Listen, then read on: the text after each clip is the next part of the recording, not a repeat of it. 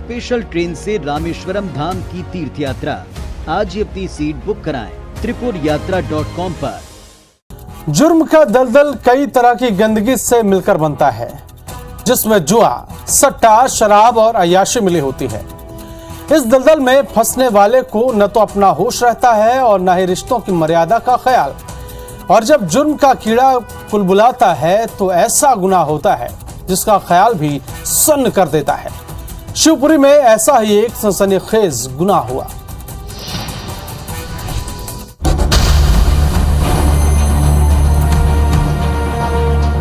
Police की गिरफ्त में खड़े इन 3 शातिरों ने वो गुनाह किया है जिसके खुलासे से शिवपुरी की पुलिस भी सन्न रह गई है।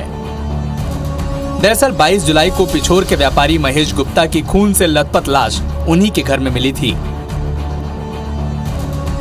महेश को अज्ञात हत्यारे ने गोली मारकर मौत के घाट उतार दिया था।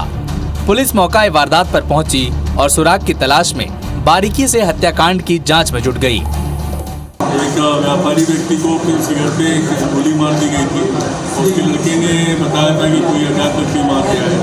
पुलिस ने मर्डर केस करके पूरी चीजों की अफसर से जांच की थी। पुलिस कातिलों का सुराग खंगाल रही थी, लेकिन मृतक के पड़ोसियों को मृतक महेश गुप्ता के छोटे बेटे अंकित पर शक था, क्योंकि वारदात के बाद उसकी हरकतें काफी संदिग्ध तो थी ही, साथ ही अंकित जुआ, सट्टा और शराब का आदी था, जिसके चलते आए दिन पिता से उसका झगड़ा होता था। पुलिस ने शक की बिना पर अंकित से पूछताछ की तो वो शुरू में गुमराह करता रहा, लेकिन मोबाइल खंगालने पर पुलिस को ऐसा सुराग मिला जिसने खूनी वारदात की पूरी परत खोल दी। पुलिस को पता चला कि महेश गुप्ता की हत्या भाड़े के हत्यारे से कराई गई है, जिसके बाद सुपारी किलर को गोरखपुर से गिरफ्तार किया गया। इसका कुछ कॉन्टैक्ट बातचीत चैट चल रही है किसी लड़के से जो अपराधी किस्म का है, तो उससे पूछताछ की गई और उस व्यक्ति को ट्रेस किया तो वो लड़का ट्रेन में जाने का हमको कंफर्म हुआ। इसमें हमने सीनियर कमांडेंट आरपीएफ और ISRP भोपाल हितेश चौधरी से बात करी और इन लोगों ने उसको कोऑर्डिनेट करके गोरखपुर में उसको भी पकड़वाया है। इसमें 3 आरोपी हैं, उनमें से 2 के लोकल के पिछोर के हैं।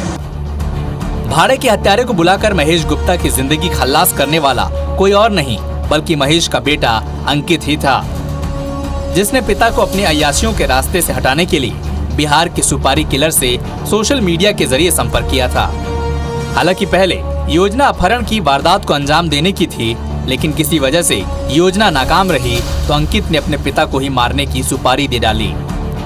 21 जुलाई की रात अंकित ने करीब रात के 2 बजे सुपारी किलर को अपने घर बुलाया और तीसरी मंजिल पर ले गया, जहां भाड़े के कातिल ने अंकित के सामने ही उसके पिता को गोली मारी। इसके बाद अंकित ने हत्यारे को अपने घर से बाहर निकालकर दरवाजे का ताला लगा दिया। सुबह 6 बजे अंकित ने अपनी दूसरी बनाई योजना पर काम किया और पिता की हत्या के बारे में मनगढ़ंत कहानी बनाई। का लड़का ही उनको उसको बुलाया था बाहर से और उसको बुलाने का तरीका ये था कि व्हाट्सएप पे वो अजीब किंग के नाम से एक ग्रुप चलाता है एक जिसमें वो क्लेम करता है कि किसी भी तरह का अपराध कराना हो तो मैं कर सकता हूँ। इस व्यक्ति के बैकग्राउंड को पता किया तो शिवान बिहार का रहने वाला है, फिलहाल अम्बाला रह रहा था। पुलिस की पूछताछ में पता चला कि मृतक का एक बेटा सेना में था और दूसरा बेटा अंकित पियक्कड़ है। संतोष पहले ही खुदकुशी कर अपनी जान दे चुका है, जबकि दूसरा बेटा अंकित जुआ और सट्टे में लिप्त रहने के अलावा शराब का भय आदी है। इसी वजह से उसका अपनी पत्नी और पिता के साथ आए दिन झगड़ा होता रहता था। आरोपी का भाई संतोष सेना में था, जिसकी मौत के बाद करीब 1 करोड़ रुपए पिता महेश को मिले थे। अंकित की नजर उसी 1 करोड़ रुपए पर थी, इसीलिए उसने पिता को रास्ते से हटाने का प्लान बनाया। इस साजिश में उसका एक दोस्त भी शामिल है। अपने पिता को ही एक ने मरवा दिया और उसका कहना था कि उनके पास पिता के पास पैसे थे, वो देते नहीं थे और बड़े भाई के मरने के बाद उनके पैसे भी उसके पास में थे, जिसको उसका अधिकार मिल जाता है, इसलिए उसने ऐसा कांड करा। पैसे की चमक से अच्छों की नीयत डोल जाती है। कैसे रिश्ते और कौन से नाते, इंसान को कुछ भी याद नहीं रहता।